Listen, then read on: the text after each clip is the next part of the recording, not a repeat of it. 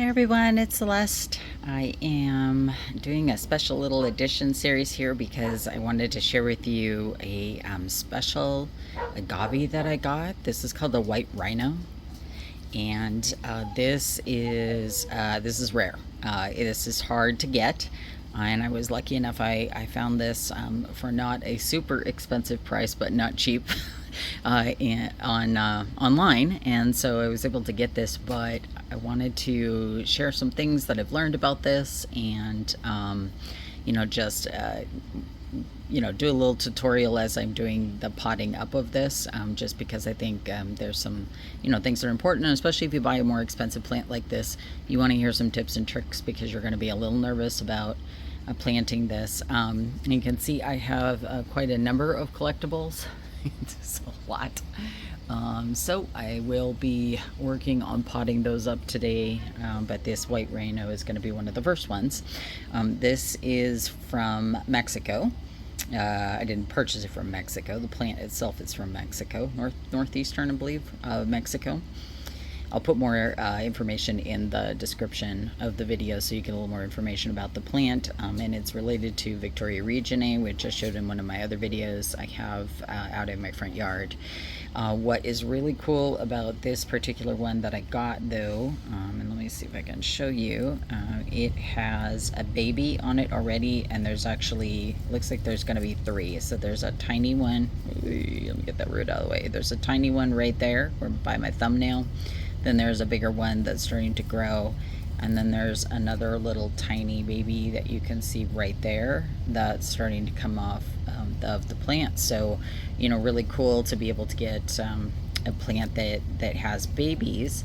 And it also had a baby that was ready to be popped off, and ready to be popped off in terms of it had its own root system. And especially on plants that are a little more rare, I'm going to wait until the plant, the baby gets its own little roots before I'm going to pop it off. So you can see here, this one, it's got a fully formed bulb.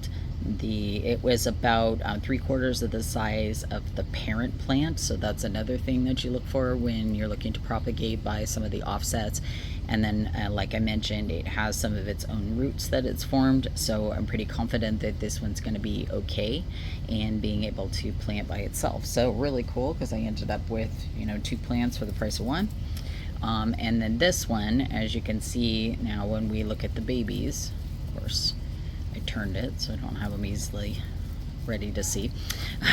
As you can see here now, this one's getting to be about 3/4 of the size of the mom, but I'm not seeing some of the coloring that I normally would, but it is starting, right? So you can see it's got a couple of the leaves that are formed, and it's starting to get some of the green in there, and so that means that it would be able to handle the photosynthesis that it needs to do.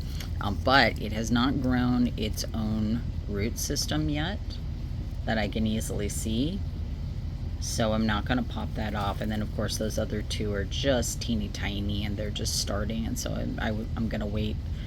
But really cool, because this one's a pupper, so that's super exciting to get a plant and be able to immediately get a bunch of little baby plants off of it. So I'm super excited about that. And this guy is just, look at that, right? Like, get that closer so you can see. That is just, what a beautiful plant. Just absolutely beautiful. I love the variegation in there. It's just, quite the stunner. So these plants, they are sensitive to root rot. So you're going to want to make sure, this is just my bowl that I tend to put my soil in. Again, I just use cactus and citrus soil that I buy. It's just, any old soil, but I add in pumice from my area. This plant, because it's a collectible, I'm gonna keep it in a very controlled location, so it's not like I'm popping this in the ground. And mainly it's because I'm chicken. I'm too afraid to put it in the ground. So I'm going to keep it in a pot. I'm going to give it a medium-sized pot, so not too big, so you can see it kind of fits the plant. So I'm not going too big, because if I go too big, it's not going to send out enough roots, and so then there's going to be a lot of moisture sitting in that pot, and that pot's going to cause rot. And And then you can see there's a fairly large hole in the bottom. This one has a plug in it, but I'll pull the plug out obviously before I water the plant. And then the little baby, I actually have a pot over here that I'm gonna use. I just pulled out another plant out of there, and so I'm just gonna put the baby in the smaller version. So again, this from a soil perspective, this, because it's cactus and citrus soil, it already has a bunch of sand in it. The organic matter, you know, it has organic matter in it, but it's not the kind that's going to retain a ton of moisture. And then of course I'm just adding in the additional pumice, and so that's going to help from a drainage perspective, so I don't have to worry about that. And again, I'm not going to want to mess with this plant too much, just because it is a collectible, and I don't want it to potentially have any problems or introduce any issues. So I'm going to put it in a little bit of a bigger pot, so that I can keep it there for a while and enjoy its beauty. So I'm going to go ahead and I'm going to pot it in, and then I'll show you afterwards what it ends up looking like. Okay, so here's the white rhino inside of the pot. I didn't show you this part because this is, you know, all I'm doing is I'm just shoving dirt inside of a pot and I'm putting the plant in. But I will show you some things that are important to note. So you'll notice that the plant is sitting just slightly up higher than the soil line, and the soil is kind of angling upwards. It's really hard to see on video, but when I'm planting in pots, what I do is I angle it up. I'm careful with, especially with the collectibles, any collectibles that I have, but I'm definitely careful to just make sure that I'm kind of creating a little bump, basically. And that's because that allows the water to drain away from the plant crown as fast as possible, because I don't want to introduce any type of rot. And so that's really, really important. And then of course, to keep the rot off of any of the roots, that's why you're adding in the pumice. That's why you're using soil that has a high sand content in it versus, you know, the kind that you would get if you were planting like like an indoor tropical plant where you wanted to retain water. These plants don't like to sit in water, so you want the kind that's got the sand in it. You want the kind that potentially has these larger rocks. And of course I add in pumice, especially if I'm a little nervous about something in terms of drainage. And of course I will watch this very carefully because it is a white rhino, and it is a collectible, and so it's something that I need to keep an eye on. You'll see some of this like brown right here, and this kind of like brown powdery soil. So I was watching this video. Again, I should not watch YouTube because this is what happens. I start seeing all this stuff and I'm like, oh, I need that too.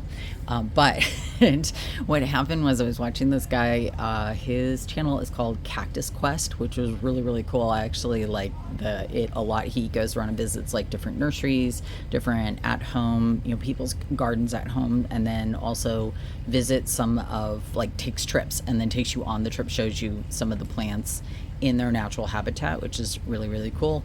By the way, reminder, don't poach if you visit any of those environments. But he was showing this guy on there that grows these really rare cactus, and he has the ability to grow them in a way where he gets the coloring just perfect. And one of the things he recommended was this stuff. So I'm going to show you guys. So it's John and Bob's. It's called Maximize Microbes and Minerals, and the guy was saying this is just awesome. And what he does is something that's basically called dirty pumice. So what dirty pumice is see those big rocks in there? Those are pumice. And what you do is you're just putting in a couple of handfuls of this stuff, and then that's it. That's all he puts in there, because he's trying to mimic the environment that the plant's growing, which is not as nice as what we provide in our gardens, right? Because we're always putting in a lot of nutrients and things like that. And so by making the soil have a lot of rock in it, have a lot of pumice, have a lot of natural rock. He just says he just grabs stuff out of his yard. He just grabs some basic soil that just doesn't have a ton of nutrients in it, and then he just puts a handful of this stuff in there, and that's how he's able to achieve a lot of those really cool colors. So anyway, sharing this with you guys. I haven't used it yet. I'm using less than what it says to use on the bag for this White Rhino. This will be the first time I'm using it, so I'll let you guys know what I think of this. But I thought, well, hey, if this guy's doing it and he's getting a lot of good results from it, then I'll go ahead and I'll give it a shot and see. And this is a cocoa bean. He likes it when I say her name, and she's helping out with the plants. Okay, so here it is. Lately I've just been using a lot of like this orange top rock, because I just think it's super pretty. And so then all I'm gonna do at this point is I'm just gonna add in a bunch of the top rock on here. And again, I've got that crown up a little bit higher, and that's how I prevent, any of the rot that could potentially happen. Sorry if you're hearing my neighbors talk. They've got teenage girls next doors, and they're loud. They're teenage girls. I don't remember being that loud as a teenage girl, but apparently that's what they do. And I'm sure that there's some neighbor somewhere out there that was like, oh yeah, she was loud when she was a teenager. Anyway, so I'm just gonna put this around here, and again, some of it's aesthetics. I just want to get rid of a lot of that rock so that it looks super cute. I'm hiding the soil, but it also is for the reason of it helps the plant to retain a lot of the water, and it also keeps weeds from popping up, and it also helps to keep rot away, because you can see the soil now, it's completely covered up, and so that's actually going to create a layer, especially this leaf right here. You saw me lift that up when I was putting the rock underneath there, and what I'm doing is I'm creating a layer of air that can go between the base of the plant and the soil, because if there's water in the soil, I don't want it transferring any of that dampness up to the plant. Okay, so there it is. That's what it looks like from the top. So you can see, super cute. That's my White Rhino. So I'm very excited. I'm gonna be spending the rest of the day putting the rest of these guys into some little tiny pots that I got. And I have no idea how I'm supposed to plant that, so we'll figure that out. But I've got a bunch of little collectibles that I need to go ahead and put name tags on and everything like that, but thought I would take you along in the journey with the White Rhino. And I can show you something else that's kind of cool before I go. I have this aeonium. This is a blushing beauty aeonium, but if you guys can see, it's got rippled leaves. I've never seen this before. So it was growing off the side of, this is a blushing beauty right here. So that's what a normal blushing beauty looks like. And then this is what this one did. And I don't know. I've not seen that before. So that was really, really cool. I have a bunch of them. They're around the side of the house, but it was so bizarre because this, with this like ripple like this on these leaves, was growing off this side on one branch, and then on the other branch, it looks like that. Looks like the normal one. So that was super weird. And then you'll notice I'm holding this because it's a crest. So one of my blushing beauties crested, and so I'm drying it out. I'm hardening off the end right here, other way, so you can see that end is getting, there we go. The end is drying up, and so once it dries up, then I won't be worried about putting this into soil where it could get some type of rot. Anytime you have crests, they are definitely more sensitive to anything from a rot perspective. I actually lost 2 of my big crests this year because of just problems in, I don't know, I think maybe it got introduced in the soil or something. It was really bizarre. But anyway, so yeah, that was kind of weird, right? I haven't seen that before.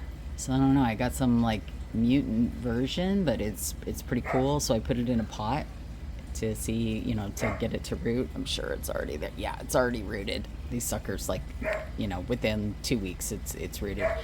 So anyway, okay, so basically that's it. That's the beautiful White Rhino. in all her lovely form. And I hope you're having a wonderful weekend. Like and subscribe if you like the tips and tricks that you're learning about growing these plants. And I hope you're having a wonderful weekend. Thanks so much. Bye-bye.